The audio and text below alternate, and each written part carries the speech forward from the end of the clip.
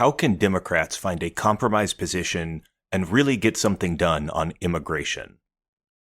This is an episode I've wanted to record for a while now, actually. My guest today is Will Marshall. He's the president and founder of PPI, the Progressive Policy Institute, which is where the Neoliberal Project has had its home for a while now. And he and I have often gone back and forth on the issue of immigration. I am obviously an incredibly pro-immigration person. If you've listened to this podcast at any point in the past, that is not a surprise to you.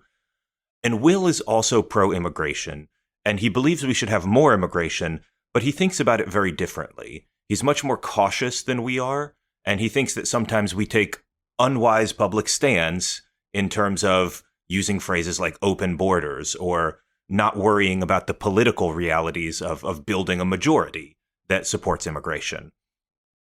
Will and I sit down in this episode to discuss how we think about immigration differently, what beliefs we share and what beliefs make us different, and how Democrats can reach a common ground within different wings of the party that can make immigration reform actually happen.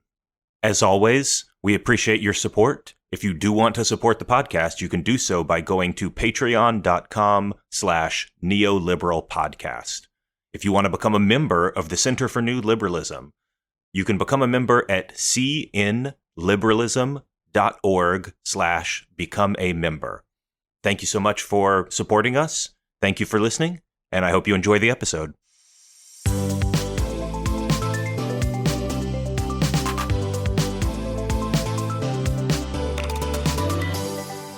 Welcome, everyone, to another episode of the Neoliberal Podcast, part of the Center for New Liberalism. I'm your host, Jeremiah Johnson, and my guest today is Will Marshall. Will, welcome to the show. Hi, Jeremiah. Great to be with you.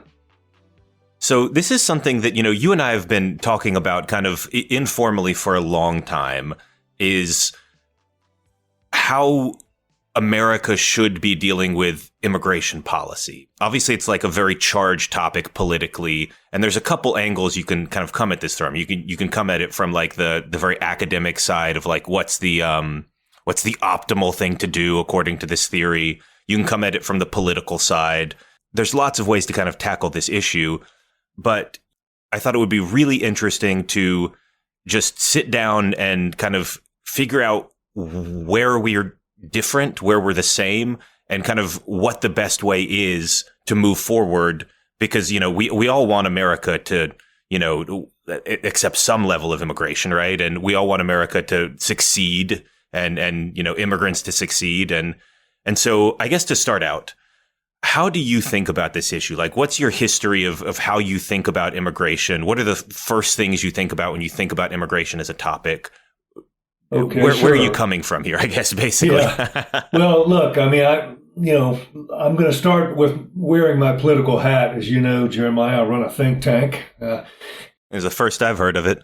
And I'm always thinking about, how we can create a governing agenda, ideas for governing that attract majorities for the party that I care about, and that's the Democrats.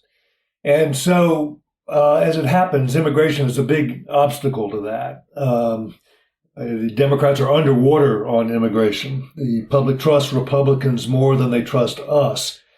And the recent history of immigration policy, that is going back to the Trump years, is that we can't trust the Republican Party to put together a sensible, humane immigration policy. So the Democrats have got to do it. We've got to step up and grapple with this problem. It's a really fraught issue. It's a complicated issue, but it is not an issue that the political leadership of this country can afford to ignore, because there are too many people that think the system is broken down fundamentally and needs to be fixed. So right now, center-left parties like the Democrats, and I encounter this in Europe a lot too, center-left parties are a bit timid about talking about immigration because they don't want to be lumped in with nativists and xenophobic people like Donald Trump and Stephen Miller and their counterparts over there in the far right of Europe. But silence is death. We have to tell people we know there's a problem. We know the system's broken. that our laws do need to be enforced, and more than that, modernized, and that we Democrats are going to take that responsibility on. It's interesting, obviously, to draw a parallel to the Republican Party, because I do think that you're right in that a lot of the Democratic response here is not just that, Democrats are in favor of immigration, and Democrats are, they tend to be more the party of people of color, over the last 50 or 60 years. That's been the case. And certainly, they do better with Black and Latino voters and with Asian voters. We can argue about whether that trend is going to be permanent or not, but I think that predisposes them to be favorable to immigration. But then you look at Republicans who have just become, they've left the Ronald Reagan days when Reagan would extol the virtue of the immigrant and how, immigrants made America strong. And Reagan even did like a big amnesty. And now they've become very, very nativist, bordering on just outright racist, depending on which particular politician you're talking about. And I think Democrats are very, very hesitant to give any ground because for a lot of people, it seems like if you give ground, then you're empowering the racist to some extent. Yeah, I understand that, but it isn't an adequate answer to a real problem. Partisans can say, well, look, that's an issue that Republicans care about, and we're for more immigration, and we're not going to join the issue. We're not going to grapple with public dissatisfactions with the immigration system because to do that lends credence to the Republican critiques. But that's not the way politics works. Ideologues and party partisans don't get to set the voters' agenda. The voters do, and right now, about two-thirds of the U.S. public thinks that the immigration system's broken and in need of major reform, a big overhaul, not tweaks. So that's the context we're dealing with. But you're right. The big change is that the Republicans used to be not so nativist. In fact, the libertarian wing of the Republican Party was probably more pro-immigration than Democrats ever were. We got to be a little careful here too, Jeremiah, because yes, Democrats represent a diverse voter base, Black and Latino, increasingly Asian Americans, and that's all true. But that doesn't correlate to a clear line on immigration policy. Black voters have always been ambivalent about immigration. Yeah, I totally agree with you there that even with Latino voters, which is typically, they love immigrant, it's not that clear cut all the time. Yeah. And as you just said, Latino voters are actually telling us in places like the Rio Grande Valley down in Texas, we're getting overwhelmed here. And you've got, the national government can't leave local communities high and dry. You've got to help us. You've got to help the states. And so it's complicated in that sense, but there's no question that if you ask Americans where they generally fall on immigration, the Democrats are more likely to say it's good for the country, and today's Republicans, in contrast with yesterday's Republicans, are more likely to say no, we're not so sure it's good for our economy or sort of our cultural unity. There is some cause for hope, for me at least, where, I am a partisan of immigration. In an academic sense, beyond the politics, I just think it's very, very good for the country. I'm always happy when it's, there's more immigrants coming in. And I feel hopeful because I think that polling, it remains kind of a hot button issue, but it's certainly, to me, it looks like it's getting better over time. You can look at polls like, there's a famous Gallup poll they've been doing since the 60s that says, in your view, should immigration be kept at the present level or increased or decreased? And if you go back to like the 70s and the 80s, increase was like 7%. It was a negligible position for people to want immigration actually to increase. But these days it's kind of, through the 90s, it got up into the 15s and the 20s. And these days it's actually about a third for each group. 1/3 decrease, 1/3 increase, 1/3 about stay the same. Mm-hmm. So I think you're right. You're right in the sense that there's not really a massive immigration majority in America. but it's kind of just this closely contested thing. And I guess maybe that's why it's a culture war issue now, is when it becomes closely contested, that's when it really heats up. Well, another way of saying that, I guess, is to note that an old consensus is broken down. And you have to ask yourself, why is it broken down? Well, you put your finger on one reason, that is fear of cultural displacement. That's certainly motivating a lot of white voters who've been drawn to Donald Trump's camp.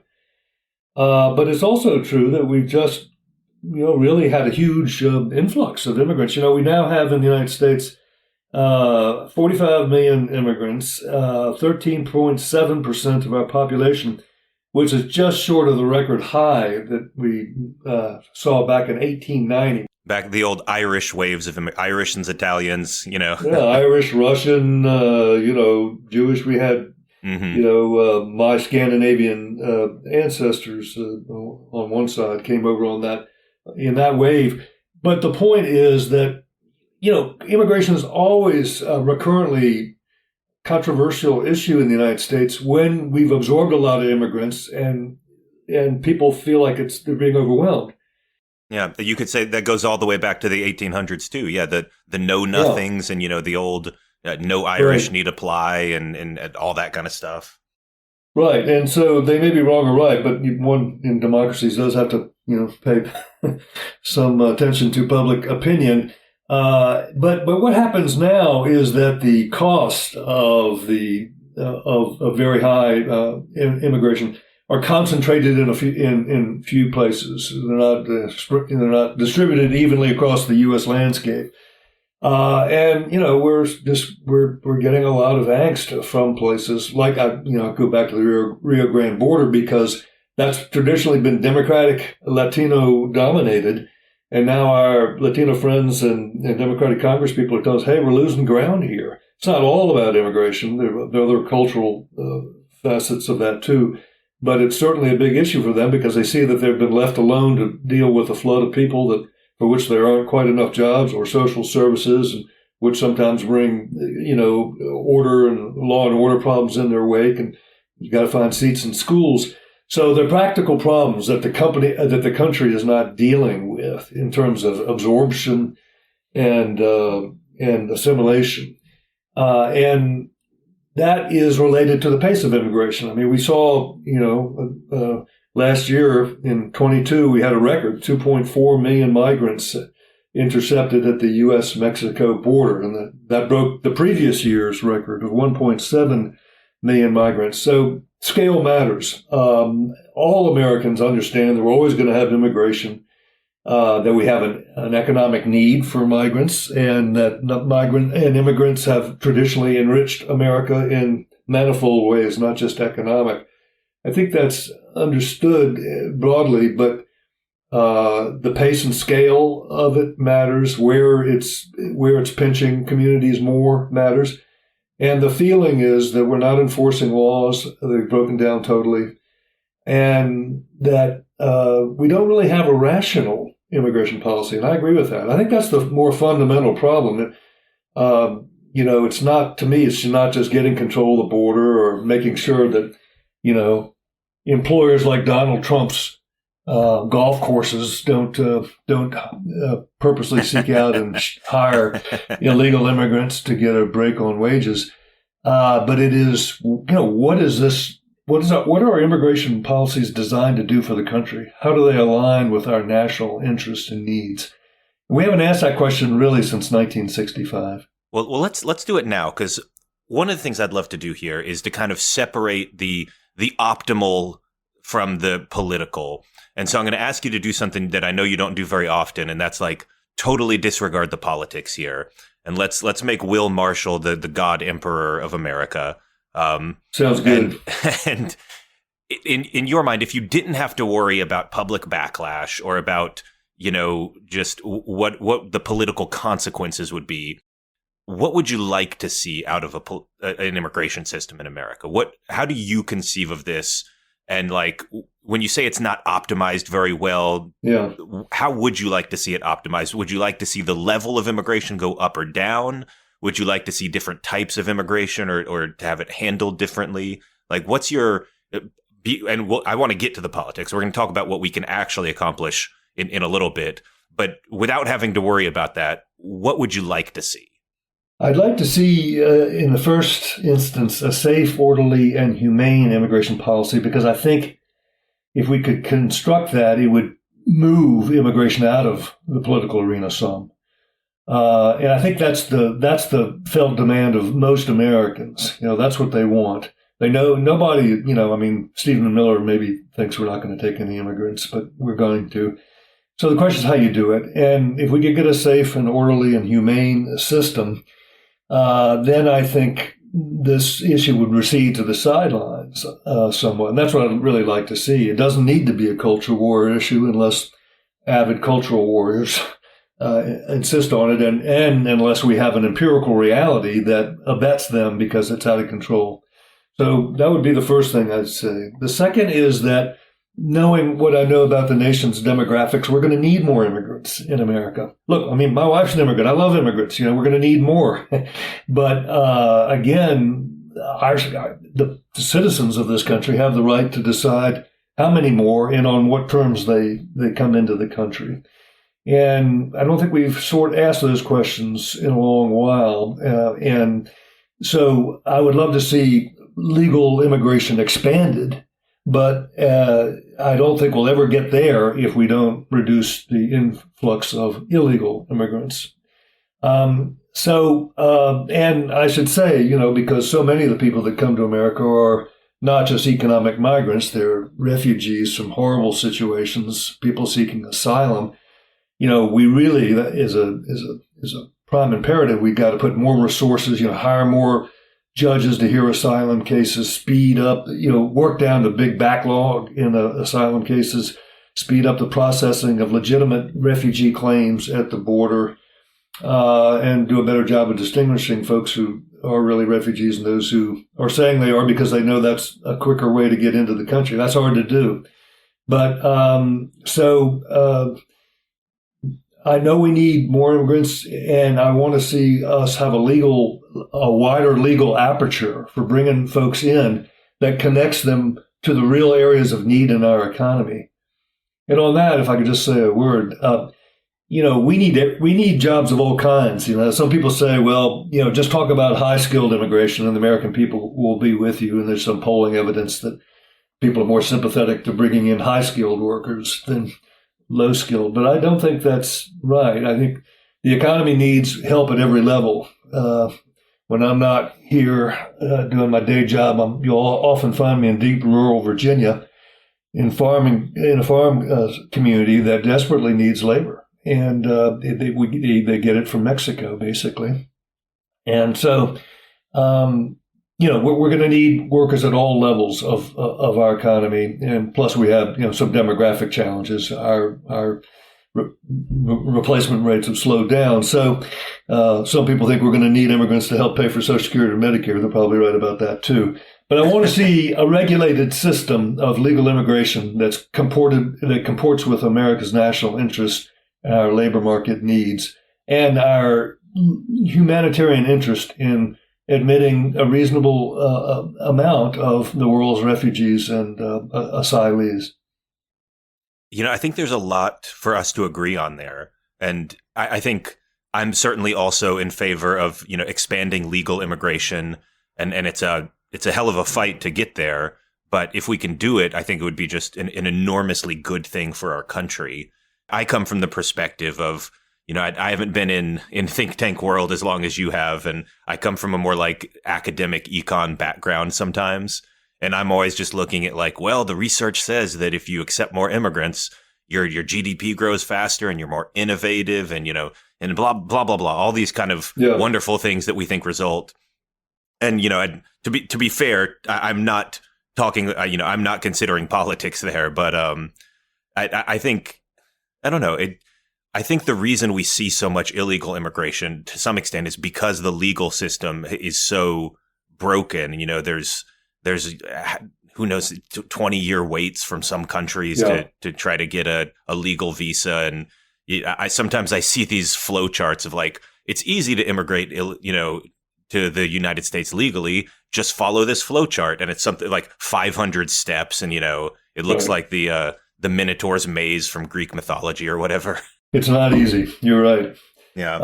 But there's a relationship. I mean, keep in mind that the influx of people crossing illegally, in effect, means they jump the line for all those people who are waiting patiently in the legal ranks. That's not a defense of our broken systems for admitting people legally, but it is, I think, a reality.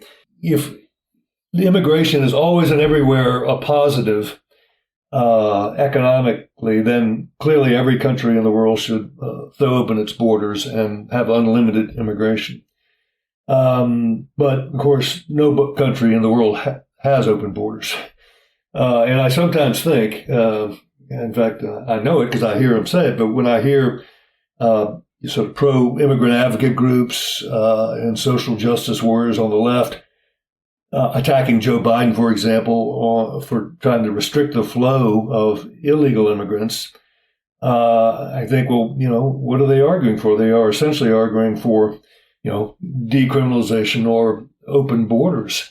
But no country in the world has that. Well, so I want to ask a question here, because no country has totally open borders, but there are countries that have open-ish borders, or to a limited extent. We can talk about the EU, where you can move from Poland to France to Spain to Italy to Estonia, whatever, and you can work, live wherever you want, and that has mostly been a policy success. There's been some backlashes to that, but for the most part, it's led to a lot richer continent and a lot freer people, and even with countries where, France is much richer than Poland and has a much bigger welfare state, it hasn't really caused like the French welfare state to collapse in any sense. And is that something you would be interested in? Or, say if there was like a free movement compact within, let's just say, Australia, Canada, UK, US, would that be something where you'd, no, it's open borders, I would reject that, or I would be interested in exploring that with these kind of peer nations? Well, the problem with that idea is that it presupposes a preference for those countries. Yeah, fair. Some people will say, well, it's just all the white Anglo countries, and fair, but if it's what we can get, Well, yeah, but look, I mean, let's talk about Europe for a second. They have the Schengen agreement, which means that, yes, EU citizens can move freely across borders and take jobs in other EU countries. So that, system seems to be working out, although, of course, this was the main reason that Britain left the EU. That is immigration and the feeling of losing, the proverbial invasion of Polish and Eastern European plumbers and workers, was a real source of angst that turned labor voting, working class voters in Britain to the Tories. And so immigration was probably the prime catalyst for Brexit. So, and then we saw what happened when immigrants from outside the EU started, or refugees really, flooding Europe, particularly Syrian refugees from the horrible war there. And that created a big upheaval in Germany and all across the continent that has now been one of the catalysts for the rise of populist right-wing nationalist kind of movements that are in power in several places. Real nativists like, Orban in Hungary and frankly, the regime in Poland. So, Italy too at this point. Yeah. Right. Italy is, and even Britain. Britain is outside of the EU and presumably doesn't have to sweat the Polish plumbers anymore. But they're now being, there's the angst there is about small boats coming across the English Channel, which is usually African, Middle Eastern, sometimes, South Asian refugees coming. It's interesting because I don't know fully how to account for this, but there are some countries that seem to have handled it like a lot better than other countries. You know, Italy now has a fairly far right government. You mentioned Hungary and Poland and places like that. But I also think about like Germany, where Germany took in, I think, more Syrian refugees than anyone else. And it was a really big problem for a while politically for Merkel back when this was happening. But basically, she stuck to her guns. And I think just out of personal conviction that, you know, she had lived in East Germany and she was there when the wall fell and she knew what it felt like to like be like feel like your home was collapsing and you had to leave somewhere. And she stuck to her guns and she just kind of wrote it out. And she still ended her term, you know, after her third or fourth term, incredibly popular, and her government was still popular. And ultimately things seem to have worked out there. And like the Alternative for Deutschland, which is the right-wing group there, has lost a bunch of power and they don't seem to be doing anything. And it just makes me wonder, I don't have an answer for this, but is there a way to do it which, you know, kind of negates some of that political consequence? Or is it just something you can't control? Or I don't know. Yeah, well, it's, look, I mean, you're right. Germany, because of its peculiar post-war history, has always been welcoming to migrants and particularly refugees. And they took in a huge number of people from Syria, but it did spark an enormous backlash. She had to back off from the policy and assure her voters, her people in Germany, that they were going to start curbing the flow. And as you mentioned, that did help spark the Alternative for Deutschland party, which is not exactly they're not actually dying out. They're not as strong as the right is in France and Italy, but they're actually gaining marginally, small ways. But the point is, you know, what people want is regulation. They want a regulated flow. And so whenever whenever you get a big influx of, refugees, migrants. Remember the Haitian, the various waves of Haitian and Cuban migration into Florida always provokes a reaction. And so, you've got to respond and you've got to have answers and you have to come up with ways to, one, try to keep people from leaving their country and coming to this country, two, create safe, orderly, humane ways to bring them in the country. And three, convince Americans that you've got the situation under control. So much of this is about effective governance, really. And when it looks like the decision to whether to come to America is being made just by the migrants themselves, and that we don't have anything to say about it, and we're just basically open and anybody can come who wants to, that's when you get a public reaction. And it's not just a right wing and nativist reaction. Plenty of people don't think that the breakdown of law and order and the disproportionate costs that some communities have to bear as a result is right. So it's, to me, it isn't all that complicated. It's really whether you have an effective means of regulating flows. Because Germany has always needed to import labor. They've imported many Turkish migrants for decades since the Second World War. And the United States is, as I said, going to continue to need to import workers. So that it's how you do it. And right now we're not doing it. You got a breakdown. You have a massive number of people trooping to the border.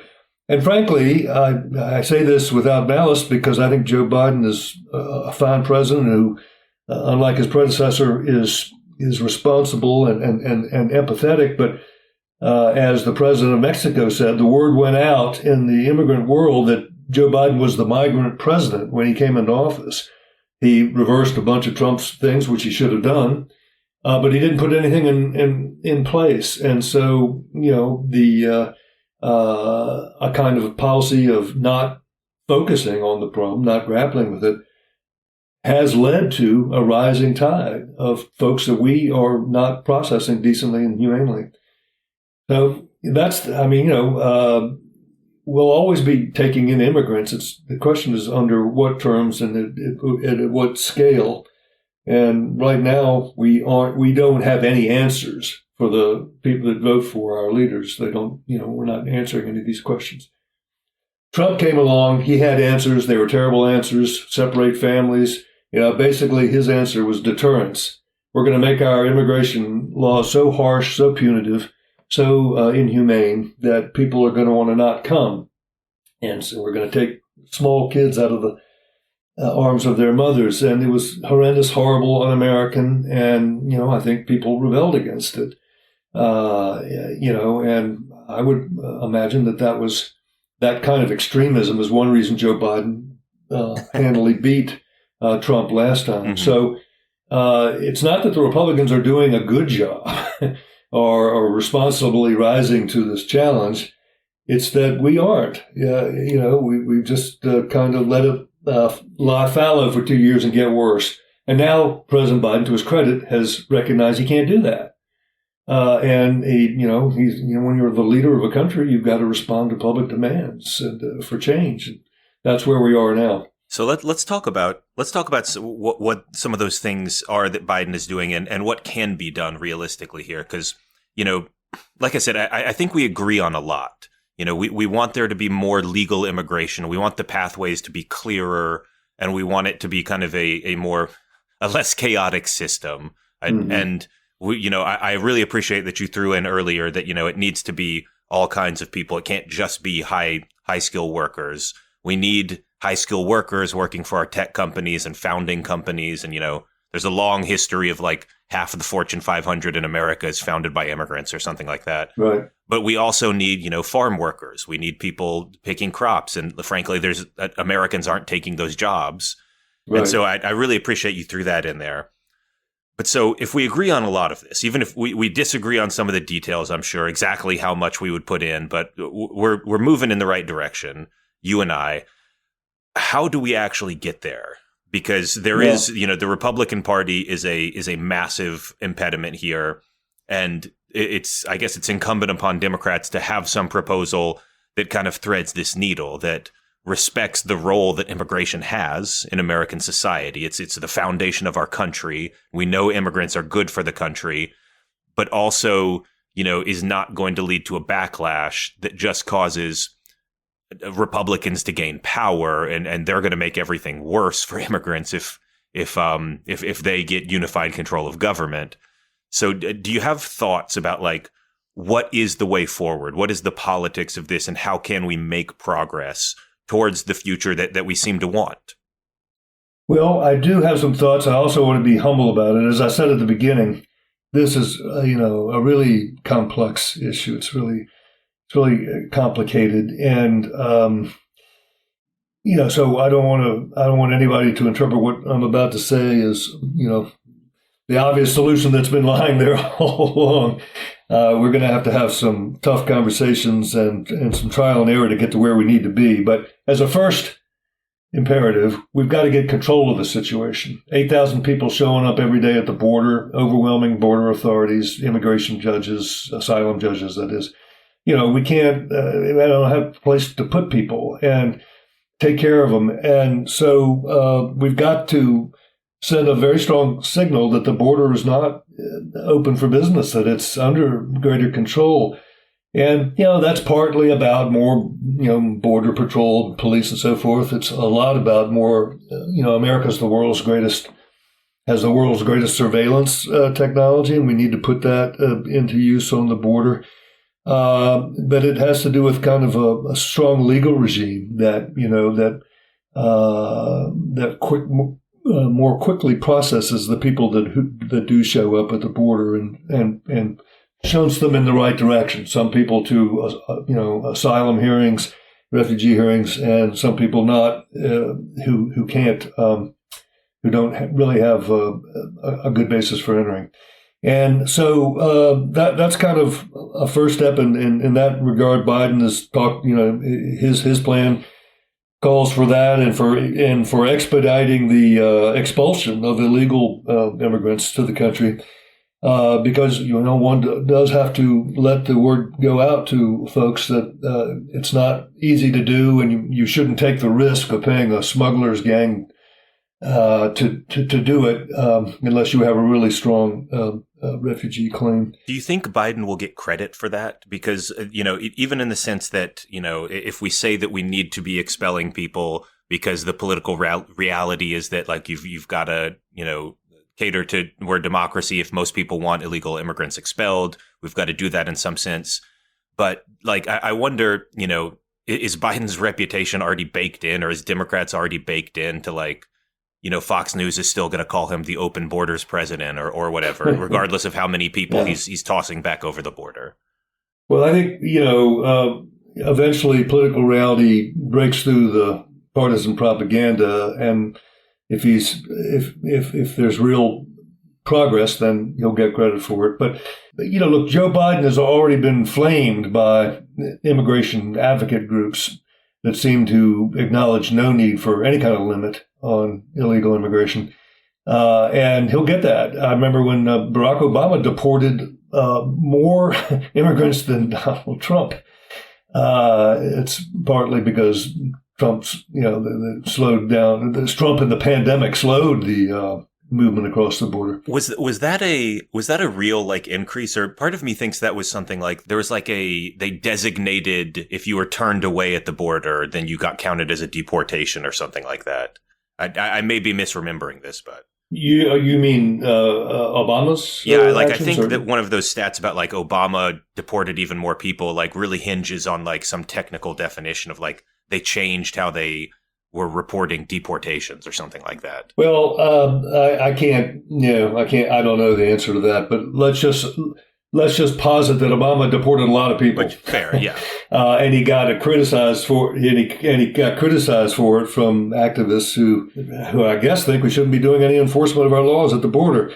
The other place we have to do this, by the way, is the workplace. And again, my favorite example is Trump's golf courses, but there are many, many more where employers know that they are getting illegal workers and they're bringing them in and letting them work illegally because it's cheap and they can get away with it. So we need to, through E-Verify and other mechanisms, do a much better job of, stopping that, because in the end, the jobs is the powerful magnet. And if people know, if people who are coming into the country illegally or want to know that it's going to be really tough for them to get an assumed identity and do that, then that's going to be another deterrent to the illegal flood.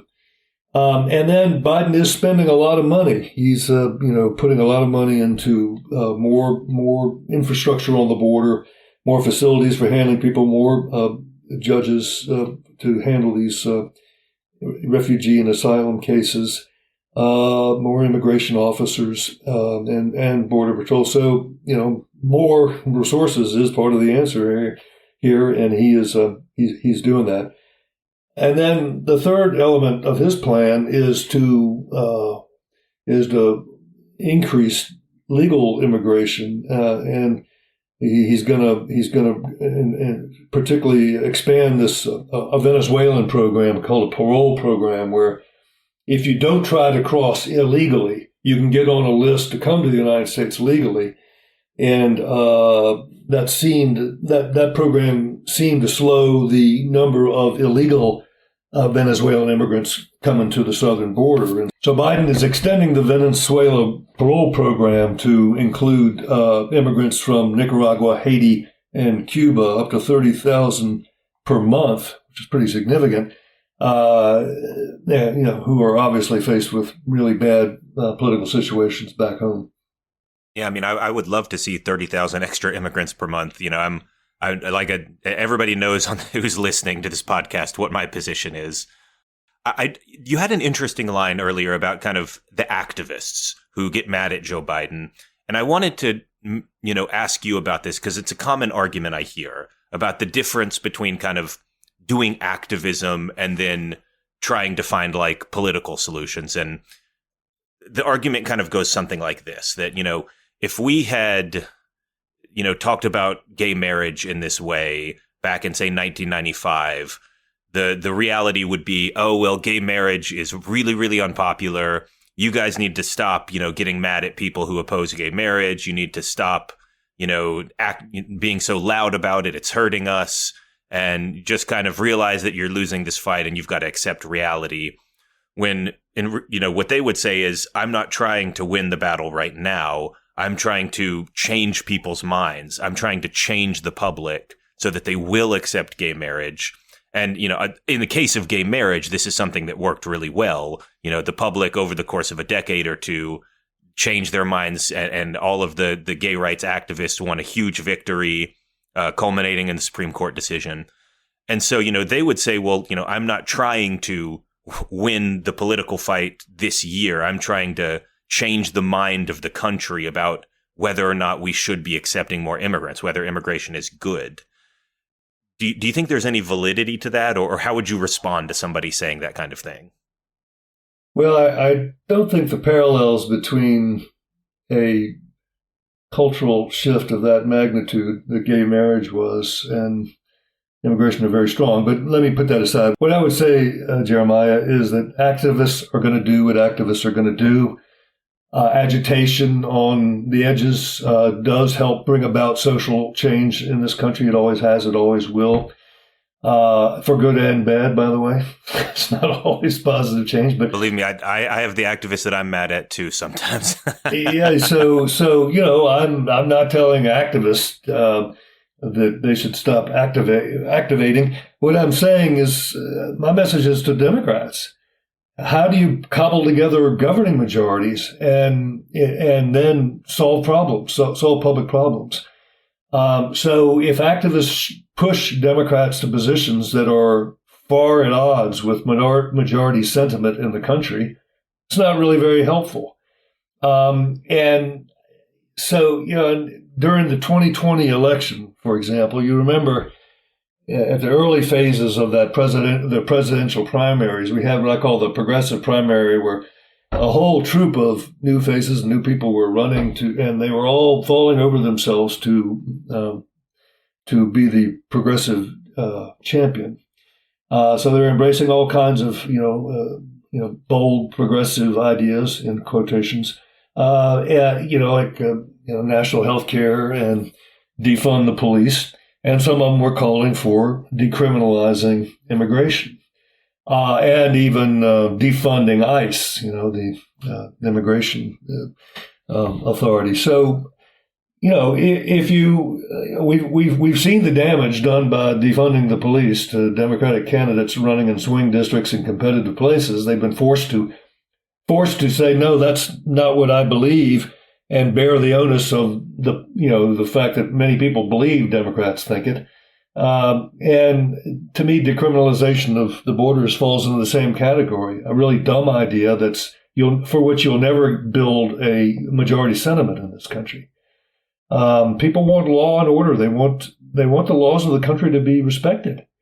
And so I don't see a very good parallel between those two things, but I'm not arguing against activism per se. If people want to go down there and protest ICE and if they want to go down the border and protest Biden's deportations, or fine, let them do that. The question I'm raising is, how do you build a governing majority behind building a better, safer, and more humane immigration system? You're thinking about the strategic message that leaders of the Democratic Party should be focusing on. Well, it's the problem solvers. There's a division of labor here.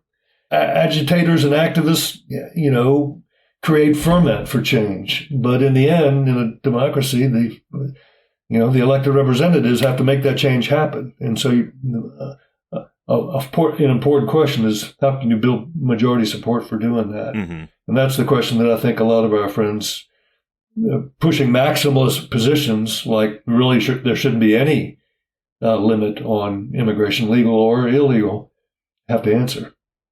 I mean, it's interesting for me because I feel like I've taken this journey personally in that, the Neoliberal Project and now it's the Center for New Liberalism. But we started out as, a bunch of, disparate activists online who just all got together. And this is before we were ever associated with PPI.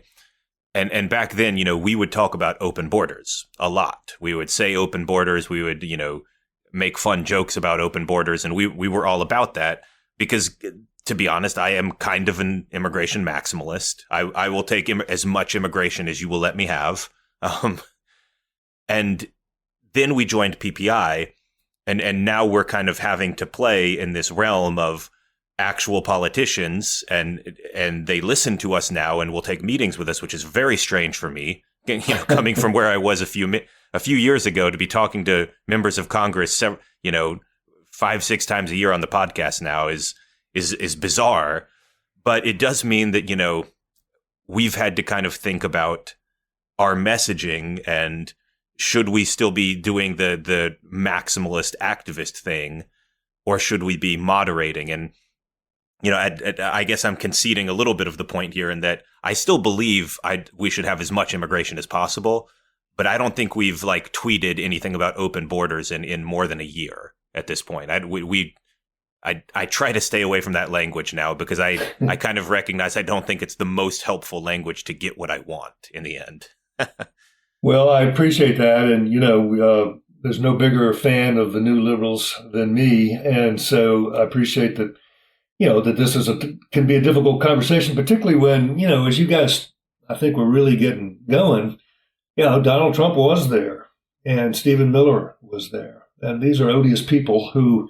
I do think Donald Trump long term has given a lot of energy to the we should have more immigration movement. If we're just trying to convince the public, I think long term his views are going to backfire.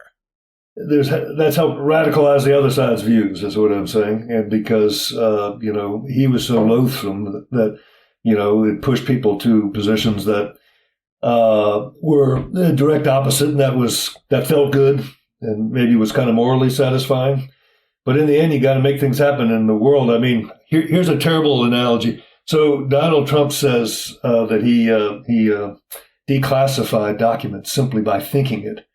Well, I would say to my activist friends, you don't ordain social justice simply by wishing for it or demanding it.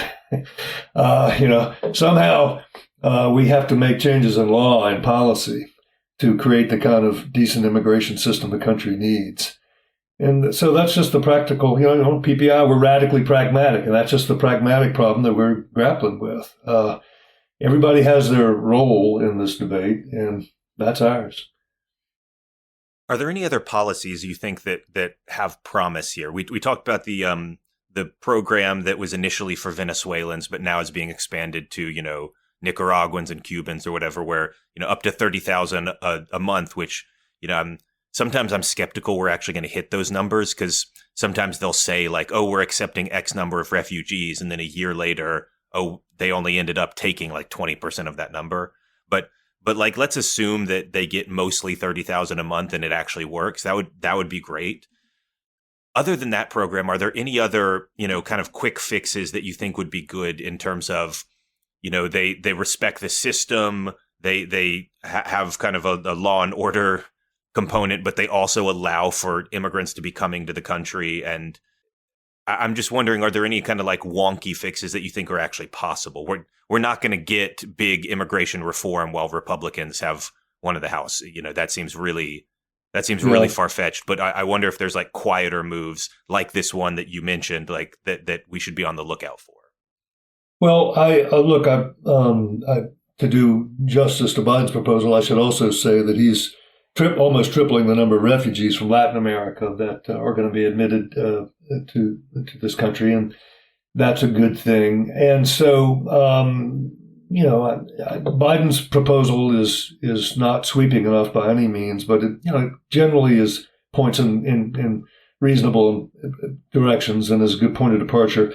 I really have focused for years on cracking down on employers who knowingly hire illegal workers. And so I think, our Republican friends never been that interested in that. The big employer groups have not wanted to have ICE, agents swarming their workplaces. But it seems to me that that's part of the law and order challenge, not just securing the border, which the Republicans are fixated on. But here's what I guess I'll maybe, if I can, just tweak the question a little. I think Biden's proposals are sensible and we should embrace them, but they're just the beginning of a discussion, and securing the border is just the beginning of the discussion. What really needs to happen is that we modernize our immigration policy. As I said earlier, it dates from 1965. When I was in 1970, when I was a young guy, I think the foreign-born population was about 4.7% of the country, and now it's huge. It's I'm not exactly sure what the number is today, but it's much. I think it's about 18%. It's much higher than it was then, and that was a result of a 1965 law. And we haven't really rethought what we're trying to accomplish in immigration policy in a fundamental way since then. And that policy is strongly oriented around, family unification, relatives coming over and joining relatives in the United States. And look, that's a good thing. Families are great. Families are also strong economic units. But most countries that are doing this right, and I think some are, I think Canada and Australia have really good examples of orderly, disciplined immigration policies that are open and humane, but are regulated. But they're work-oriented too. They lay much greater emphasis on matching workers to economic need, and we need to do that. And that'll help build support for more immigrants. We have proposed at PPI, I think, a very smart idea, which is to take this alphabet soup of visa programs. There are H-1Bs and any number of visa programs, almost two dozen of them, that are sort of, targeted at this interest or that. Who needs labor? It's more specifically in various industries have a proprietary interest in keeping these visa programs going. But they're really complicated. They set up a kind of a difficult course for immigrants to navigate. And we ought to get rid of them and consolidate into a one willing worker visa. And that visa would be tied to a job offer from a U.S. company that has gone to some lengths to show that it cannot fill that job with domestic labor. And because I'm sure we can do that. I don't think that'll be, I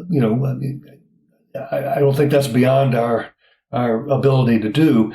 And then you have a very powerful logic for expanding legal immigration. Everybody who comes in on a willing worker visa is matched to an open job. I would like to see how that works. Some would argue, well, that won't be enough, and that doesn't answer the problems of asylees and refugees, and that's true. But it does seem to me that reorienting a program that now about almost two-thirds, about 62% of immigrants now come to the United States through the family reunification portals because they have a relative here. Some have direct family, nuclear family relatives. Many have just, cousins and aunts and uncles and so forth.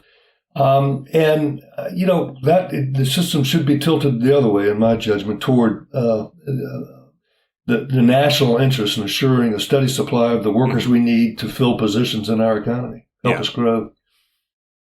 We're coming up on time, but we've got time for just a couple more questions for you. One thing that I'd love to ask about, because I'm thinking now about the political realities that we've been discussing, and how do you frame immigration in such a way that it might become more popular over time? How do you frame immigration in a way that will not cause backlash? And I know this is one of your favorite people, but Matt Iglesias wrote a book called 1 Billion Americans. And the thesis of that book is that he wants America to be really strong and powerful. He thinks it's better for the world than, that America is the superpower, than China is the superpower. And one of the basic points is that the more people you have, China is only strong because they have 1.3 billion people. And through a combination of increased immigration and better family, planning, having more children kind of thing, if we could get to 1 billion people in America by 2100, I think is his, in the next 80 years, can we increase ourselves to 1 billion people? That would be really good for America. And it's like this very pro-America, rah-rah nationalist argument for immigration almost. Do you see any promise there, or do you think that has any validity, or are you more skeptical? You don't think that would actually work as an argument to get people on board? I think it's bizarre and nuts. No, I don't think that's the way to rally American people around a sensible immigration policy. I think the whole premise is dubious. America was never stronger than when we had about 140 million people and we defeated Germany and Japan. I don't know. This idea that we should want more, the world's biggest population, because that would make us the strongest country in the world, is just bizarre to me. I don't get it. So no, I wouldn't. I wouldn't take a nationalistic argument there. I mean, look, Fair enough. I wanted to ask just because it's popular among our crowd, who are very pro-America, but Well, go to Arizona and ask communities that cannot get drinking water. How great it would be to see the population of Arizona double, triple, and quadruple over the next century. I don't get it. I mean, just this is not an immigration question. It's a resource question. All that implies the incredible use of resources and energy and space and, things that are going to strain the earth. To me, it's an ecologically bizarre argument. But in any event, no, I can't see much merit in that being the way to build support for reasonable immigration policy. We're going to have immigration, and we're going to have people coming to this country for as long as we're around, and we'll have it basically on economic grounds. Our demographics are shifting. And they'll change over time too. But for now, we'll need more rather than fewer. And when that changes, look, one of the reasons we didn't have a lot of immigration after World War II is they had a baby boom, right? Of which I'm a part. So, and the other reason is that the Republicans had put very restrictive immigration legislation on the books back in the 20s.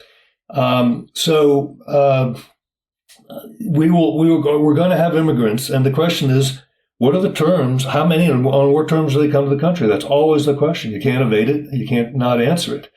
So I don't see how saying more, to a country that already thinks it's sort of out of control is going to convince reasonable people to get behind an immigration change. So, but I don't think, again, the Democrats have the upper hand in any debate on this if only they will use it. Because we're not a nativist party. We're not a party of closed borders. We understand that economically speaking, and because of our liberal and open outlook traditionally, we've prospered through immigration, and it's made us a stronger, more diverse, and stronger democracy, kind of a world nation. But that's not an argument for just open borders either. That all happened under varying regimes of regulation and restriction that... No. I mean, arguably, the early history of this country was open borders. But, that's obviously a very different time, I'm sure you'd argue. But you have a huge continent, not quite empty, but underpopulated in comparison with where all the migrants are coming from. It was a de facto policy until around the 1890s when we really started to pass more restrictive laws. But even then we had, as you pointed out earlier, it was very controversial. Immigration's always controversial. People, have a natural tendency to, fear the other. And when other groups come in, there's always a reaction.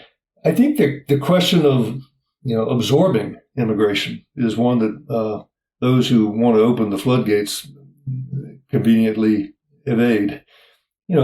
Democratic societies have to be responsive to the people that, live in them.